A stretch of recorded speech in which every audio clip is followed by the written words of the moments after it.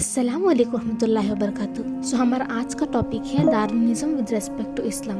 So when we get into this topic, हमें ये जानना ज़रूरी है कि Islam science as a whole deny नहीं करता है। जो भी साइंस से रिलेटेड फैक्चुअल बातें हैं वो तो हम इस्लाम पे एक्सेप्ट करता है, और इस्लाम को प्रूव करने के लिए वो एक जरिया भी है। लाइक हमने भी पिछले एपिसोड्स में अपना we dealt with science and Quran.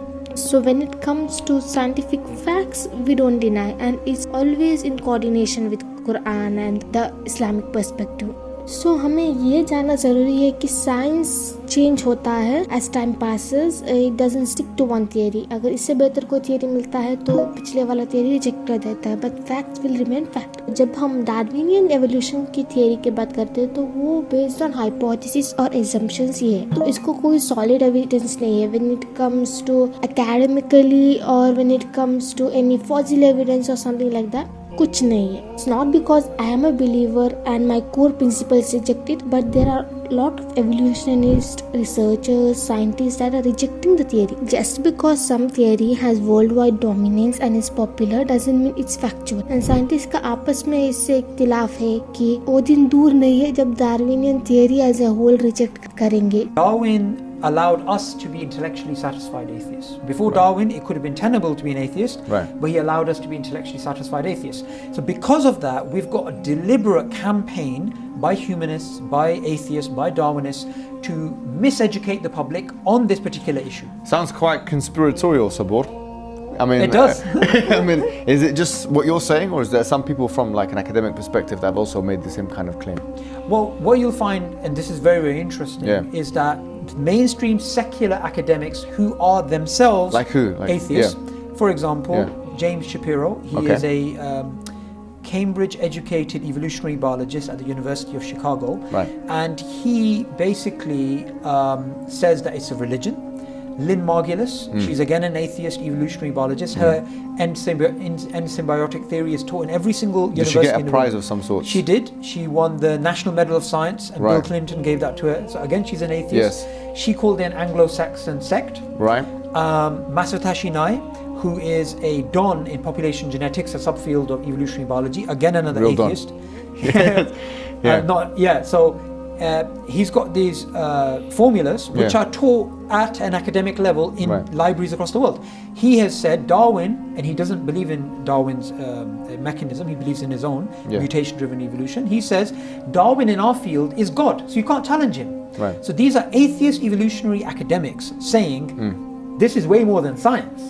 Right? And one other thing which is very, very important, just a few months ago, there was a book published by Oxford University by an atheist evolutionary biologist called Darwinism as Religion. So he wasn't a biologist, he was a philosopher of science, Michael Roos. And what he argues in that book is that Darwin's theory is a valid scientific theory, but it has morphed into a full-out religion. Not religion that believes in God, but a religion nonetheless. Darwinism is popular because it gives atheists something to have a base. Like when it comes to mainstream academics, the things are totally different and against the principle of Darwinian evolution, as I said. So firstly हम आते हैं इस बात पे कि क्या chimpanzee से human evolve हुआ है, इसका कोई क्लियर कट फॉसिल एविडेंस है या नहीं. The answer is no. Once again, I am not saying this on the basis of my personal beliefs, but there is a whole lot of research papers that is too widely accepted research which says so. The Royal Society, the research paper of 2016, Australopithecus to Homo, the transition that wasn't. So ये research paper कहता है कि कोई fossil evidence नहीं है. सो हम दूसरे research paper है जो हॉकेटल 2000 में पब्लिश हुई है, journal of molecular biology and evolution. उसमें बताया गया है कि कोई ऐसा चीज नहीं है जो प्रूव कर सके Australopithecus population has never the new species Homo. Neither by nature, as I said, here also they are saying fossil evidence is scant and controversial. There are no fossil evidence of chimpanzee to human. एक और researcher है जो nature ने publish करा है, उससे भी ये बोलता है contrary to what many believe, neither the genetic nor fossil records are so far revealed defined times and place for the origin of our species. So इधर भी no fossil records. So ये सारे रिसर्च पेपर्स है जो widely accepted research papers from nature की हो या royal society की हो, जो भी हो, वो वाइडली एक्सेप्टेड रिसर्चर्स है.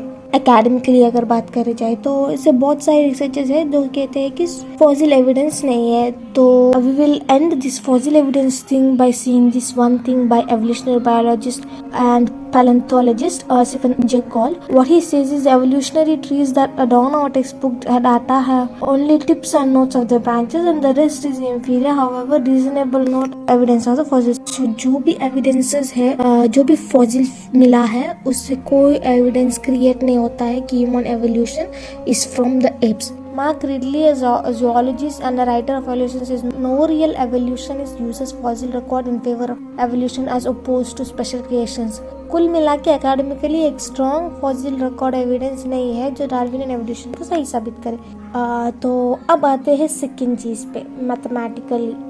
In mathematics, if the chances of something occurring are less than 1 over 10 to the power of 50, we generally say the chances of that event are nil. That is, it will not occur. This is because 10 to the power of 50 represents a number that is far greater than the estimated number of planets in the entire universe. The development of life from simple non-living matter represents the coming together of various molecules to form more organized and complex structures, which includes very intricate and essential molecular machines. Thus, the spontaneous development of life requires things moving from less order to more order. Evolutionary thought is predicated on the premise that matter can move to a higher state of order in an unguided or accidental way, not only once, but with literally millions of steps along the way. Mathematics holds an opposite view. To evaluate the likelihood of this possibility, mathematicians would first consider the second thermodynamic law, called the law of entropy, a law that demonstrates that all matter will tend toward a state of maximum disorder unless acted upon by an organizing force. As Dr. W.H. Thorpe puts it, the likelihood of life occurring by chance is fantastically improbable. The spontaneous formation of life violates the second thermodynamic law, which states that all closed physical systems tend toward a state of maximum disorder. According to Dr. Gene Morton, the probability for arranging amino acids for 10 enzymes would be 1 over 10 to the power of 113. It is estimated that the human body contains 25,000 enzymes. If each of these were only a small enzyme consisting of 100 amino acids with a probability of 1 over 10 to the power of 113, the probability of getting all 25,000 would be 1 over 10 to the power of 2,825,000. To put it another way, former astrophysicist and head of mathematics at Wales University, Dr. Wickramasinghe, and English astronomer Sir Fred Hoyle, who formulated the theory of stellar nucleosynthesis, described the likelihood of human evolution to be as mathematically plausible as, and I quote, a tornado blowing through a junkyard and leaving behind a complete and flyable Boeing 747.